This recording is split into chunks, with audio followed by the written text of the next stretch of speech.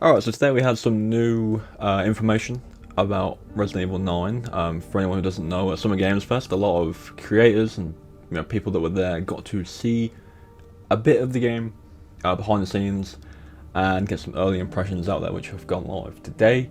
There are a couple of things I want to kind of clear up on that side of things. One, anyone who said there was going to be gameplay today was lying.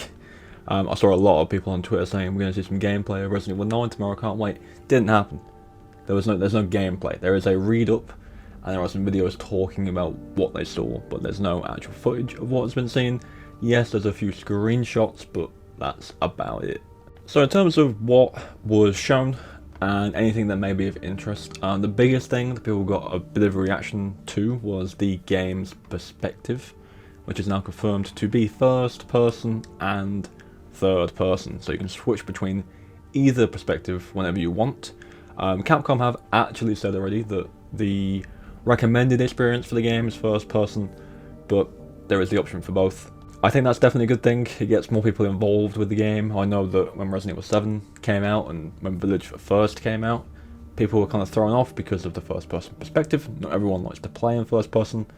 That's fine.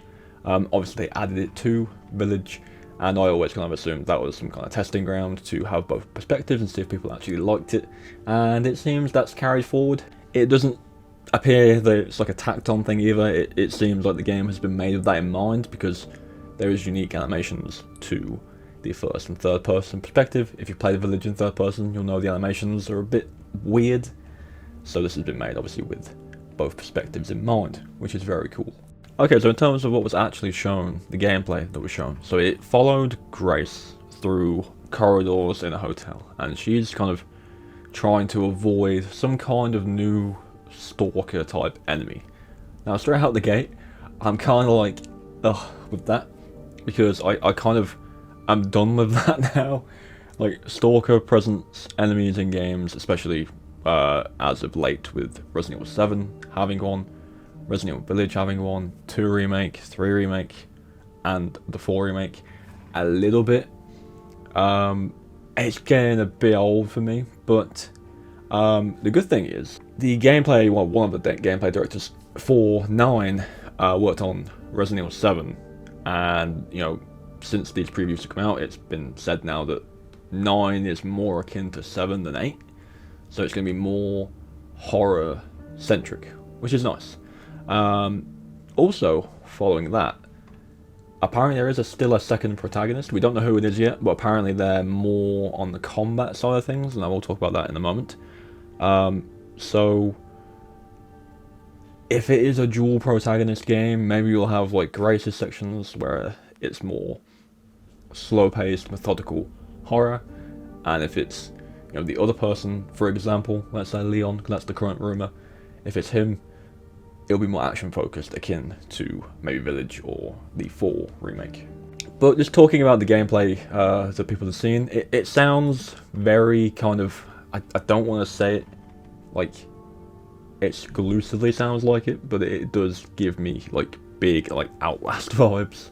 Now again, I'm going to say this now, so it's on the record. Every single modern release of Resident Evil, from probably 7 onwards, has a section where you're unarmed and can't fight and have to move and run and hide. Like, it isn't something that's like not in the game at all. So I'll give it the benefit of the doubt that the 30 minutes they showed was like at that kind of section of the game, okay?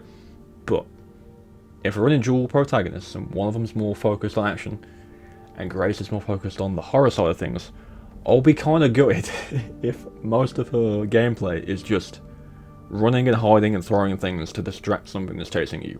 I don't think it's going to be like 100% of the time. I really don't. I really hope it isn't.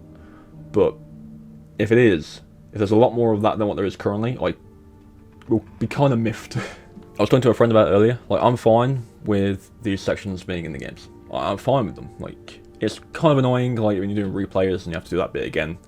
Resident Evil Village comes to mind, doing the whole Donna section again. It's a good section, but doing it again and again and again, because it's obviously scripted and you have to follow a certain path to do it, it gets very boring.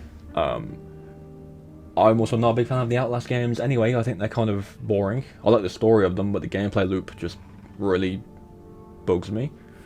So I'm hoping that the gameplay showcase that has been shown to people now is just a small section of her gameplay. But it does seem more involved than, again, like Outlast. You know, apparently, you know, you can turn lights on and off, you can kind of hide in stuff, throw stuff to distract enemies. Apparently this one person I saw that was apparently at one of these events talked about the fact that there's like a pulse meter on the UI, which shows like Grace's like heart rate, I guess, in tense situations. I'm sure that'll have some kind of effect on the gameplay. It kind of reminds me of an old idea they had for 7, where your character would have to go through a bit where you'd have to like hold your breath. Maybe they've changed it slightly, because that was canned, because apparently the game testing for that section had people in real life holding their breath. That could be that, just re-implemented in a different way. But yeah, there's really not a lot to go off of at the minute, especially with not seeing it. But yeah, that's all I really know, that's all anyone really knows at the moment. One, I'm happy that there's more perspectives, that's good for everybody. But yeah, in terms of gameplay, we'll have to wait and see until they officially show us something, which I'm sure won't be too long, so just hang on there a little bit longer. And of course, when they do, I'll be there to cover it in whatever way I can. So thank you all for watching. Leave a like on the video, leave your thoughts in the comments, and obviously subscribe for more Resident Evil 9 news and updates. And I'll catch you guys in the next one.